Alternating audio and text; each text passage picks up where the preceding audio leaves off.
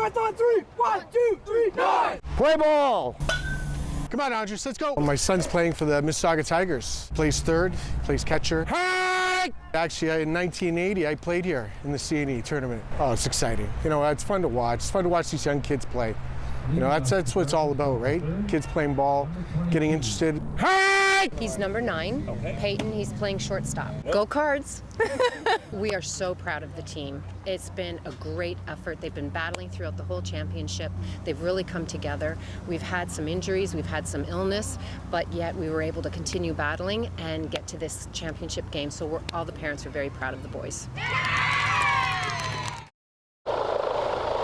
From the air to the water, search and rescue crews have been scouring this area of the Grand River just outside of Orangeville for a 3-year-old boy after the van he and his mother were in was swept away by floodwaters. Got out of the van, the river, got him out of the river.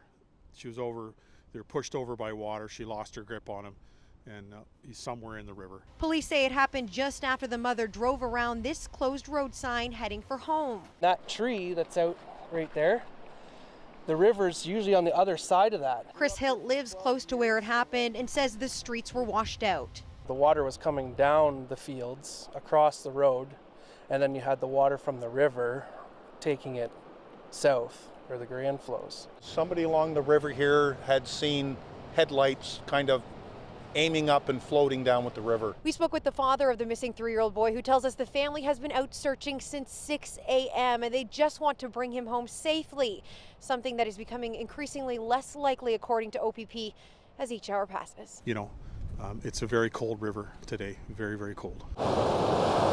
The fast-moving water carried the van 4 kilometers downstream where it was secured by dive teams. No body was located inside. Now it's a race against time, dwindling daylight, falling temperatures, and a rising river. In this town dealing with so much public grief, the rain moved in, but it didn't stop hundreds from coming to pay their respects. This couple drove an hour and a half to be here, with no connection to any of the shooting victims. They wanted to do something. We laid rose petals. Those represent tears. The angels come down and will take the tears away on their wings. I mean, who would do such a thing, you know? But I decided to come down here, that's it. With the world's media swallowing up every parking spot in this town, the U.S. president will be coming here too to share the community's grief. Just outside on a hill, this teacher put up 27 angels, one for each victim. I just really felt like I had to do something, and this was just my way. A retired trauma therapist says this is all normal. We all want to do something and let people know that we care. But someone didn't care. A bomb threat was called into the Roman Catholic Church as the parish priest was delivering his Sunday homily. A police SWAT team found nothing but parishioners were shaken up. Cannot be no worse than what happened in the school. On a day when police revealed little new about their investigation into Friday's mass murder, people here stay focused on those who lost their lives, those names pinned on the wall. Parents are starting to try and explain what this is all about, sparing their kids from the horrific details. For this woman who drove from New York's Bronx, it's all unfathomable. The babies, you know, the babies. It's just babies.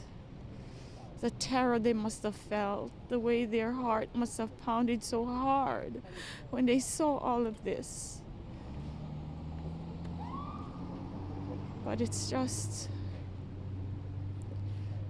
something that we'll never understand. They just kept coming. Victim after victim, stretcher after stretcher, in the worst battle of gun violence Toronto has ever seen. And all of a sudden, there are people that started shooting.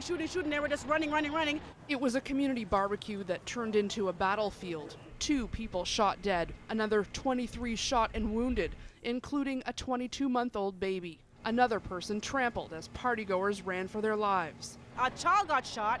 I don't know if they're alive. Like about 20 people got shot today. And it was a barbecue. It was a beautiful day. And all of a sudden now, this. The dead 14-year-old Cheyenne Charles, who lived nearby, and 23-year-old Joshua Yasse of Ajax. Police say both innocent bystanders. It's difficult to describe. This is not only unprecedented in Toronto, I've been a cop for 35 years, and this is the worst incident of gun violence in my memory anywhere in North America. Little is being said about what sparked such a violent reaction, but much is being said about what could come next. Online, warnings of retaliation are brewing, a message putting Toronto police on the offensive. I would certainly support it in other communities when we're only talking 140 to say, you know what, party politics aside, this is to support Ontarians. I guess the good news is that whether you're here in Union Station or on the Eglinton Crosstown or 8 or 9 other projects around the region, they are moving ahead with construction. The primary question that we're asking is how the child's gross motor function improves.